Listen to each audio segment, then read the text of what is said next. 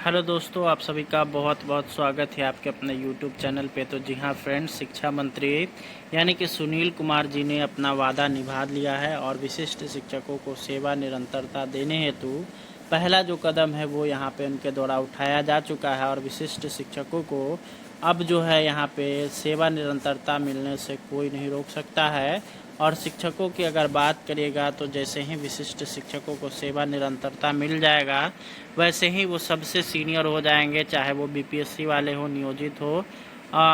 उन सभी से जो है यहाँ पे सीनियर हो जाएंगे। और उनका जो है यहाँ पे अगर बात करिएगा तो सीनियरिटी बिल्कुल 100% क्लियर हो जाएगा। और वहीं मूल वेतन की अगर बात करिएगा तो इंडेक्स 14 तक उनका जो है मूल वेतन पहुँच जाएगा। तो चलिए हम लोग इस वीडियो में आप लोग को डिटेल्स में दिखाते हैं वह पत्र जिसमें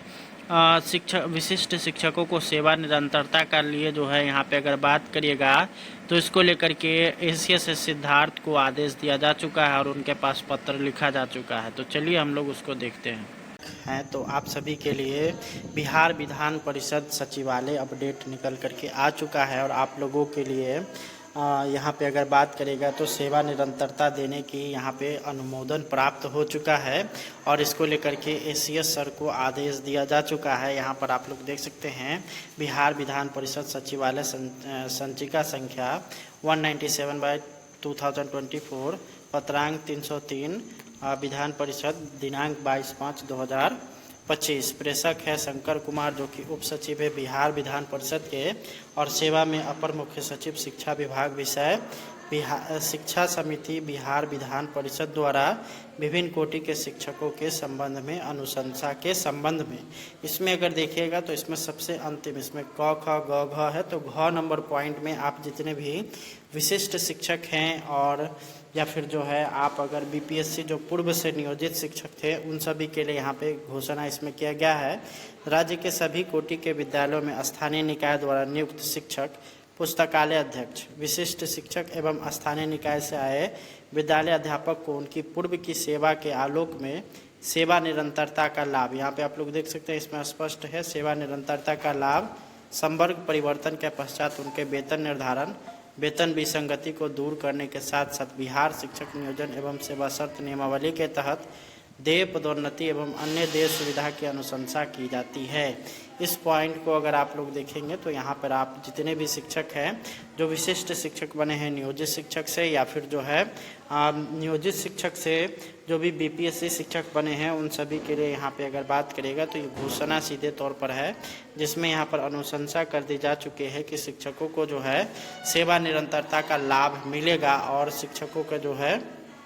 जो पूर्व की सेवा है उसकी गणना की जाएगी। इसके अलावा यहाँ पे 3 और यहाँ पे अनुशंसा की गई है जिसमें क नंबर में आप लोग देख सकते हैं क नंबर में है कि राज्य के विभिन्न विश्वविद्यालयों या अंगीभूत महाविद्यालयों में विश्वविद्यालय चयन समिति की अनुशंसा पर वैसे नियुक्त वैसे अतिथि शिक्षक जिनकी अर्हता पात्रता या योग्यता अस्थायी शिक्षक के समतुल्य है तथा उनकी नियुक्ति राज्य सरकार के आरक्षण नियम के अनुरूप है, फिर भी 5-6 वर्षों के नियमित सेवा के बावजूद उन्हें कार्य मुक्त कर दिया गया है। ऐसे शिक्षकों को सेवा में पुनः लेते हुए उनकी उम्र सीमा भी अस्थायी शिक्षकों की भांति 65 वर्ष करने हेतु समिति अनुशंसा करती है। दूसरा यहाँ पर है कि राज्य के उच्च माध्यमिक विद्यालयों में पूर्व से कार्यरत वैसे अतिथि शिक्षकों की सेवा जिनकी अर्हता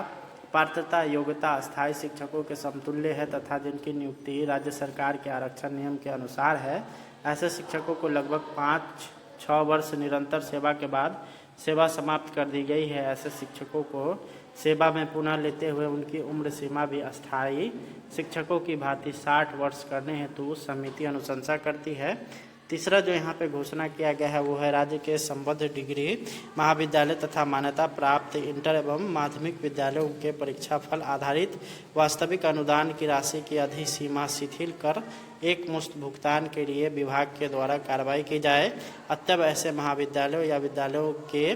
व्ययगत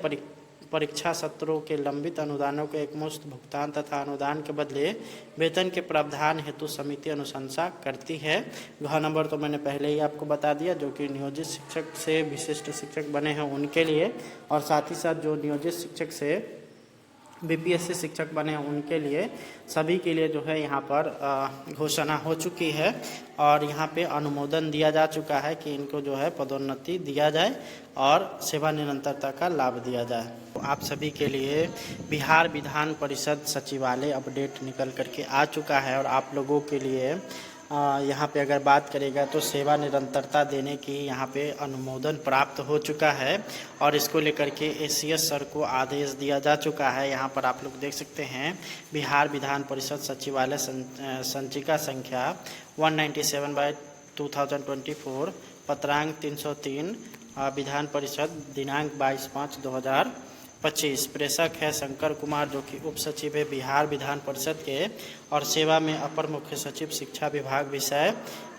शिक्षा समिति बिहार विधान परिषद द्वारा विभिन्न कोटि के शिक्षकों के संबंध में अनुशंसा के संबंध में। इसमें अगर देखिएगा तो इसमें सबसे अंतिम इसमें क ख ग घ है, तो घ नंबर पॉइंट में आप जितने भी विशिष्ट शिक्षक हैं और या फिर जो है आप अगर बीपीएससी जो पूर्व से नियोजित शिक्षक थे उन सभी के लिए यहाँ पे घोषणा इसमें किया गया है। राज्य के सभी कोटि के विद्यालयों में स्थानीय निकाय द्वारा नियुक्त शिक्षक, पुस्तकालय अध्यक्ष, विशिष्ट शिक्षक एवं स्थानीय निकाय से आए विद्यालय अध्यापक को उनकी पूर्व की सेवा के आलोक में सेवा निरंतरता का लाभ, यहाँ पे आप लोग देख सकते हैं इसमें स्पष्ट है सेवा निरंतरता का लाभ, संवर्ग परिवर्तन के पश्चात उनके वेतन निर्धारण, वेतन विसंगति को दूर करने के साथ साथ बिहार शिक्षक नियोजन एवं सेवा शर्त नियमावली के तहत देय पदोन्नति एवं अन्य देय सुविधा की अनुशंसा की जाती है। इस पॉइंट को अगर आप लोग देखेंगे तो यहाँ पर आप जितने भी शिक्षक हैं जो विशिष्ट शिक्षक बने हैं नियोजित शिक्षक से या फिर जो है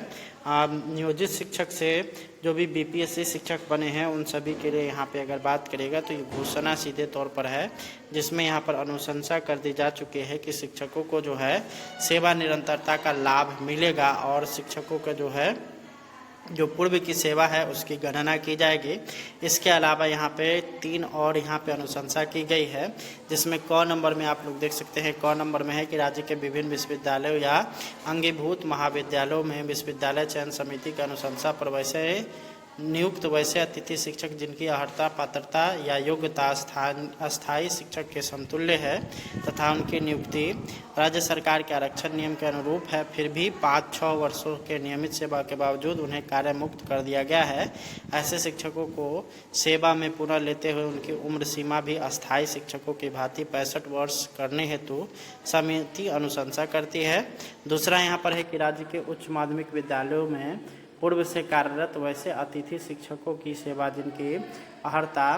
पात्रता योग्यता अस्थायी शिक्षकों के समतुल्य है तथा जिनकी नियुक्ति राज्य सरकार के आरक्षण नियम के अनुसार है, ऐसे शिक्षकों को लगभग 5-6 वर्ष निरंतर सेवा के बाद सेवा समाप्त कर दी गई है। ऐसे शिक्षकों को सेवा में पुनः लेते हुए उनकी उम्र सीमा भी अस्थायी शिक्षकों की भांति 60 वर्ष करने हेतु समिति अनुशंसा करती है। तीसरा जो यहाँ पे घोषणा किया गया है वो है राज्य के संबद्ध डिग्री महाविद्यालय तथा मान्यता प्राप्त इंटर एवं माध्यमिक विद्यालयों के परीक्षा फल आधारित वास्तविक अनुदान की राशि की अधिसीमा शिथिल कर एक मुश्त भुगतान के लिए विभाग के द्वारा कार्रवाई की जाए। अतएव ऐसे महाविद्यालयों या विद्यालयों के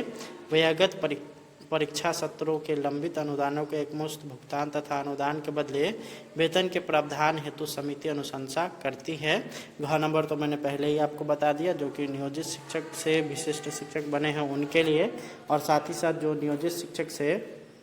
बीपीएससी शिक्षक बने हैं उनके लिए सभी के लिए जो है यहाँ पर घोषणा हो चुकी है और यहाँ पे अनुमोदन दिया जा चुका है कि इनको जो है पदोन्नति दिया जाए और सेवा निरंतरता का लाभ दिया जाए।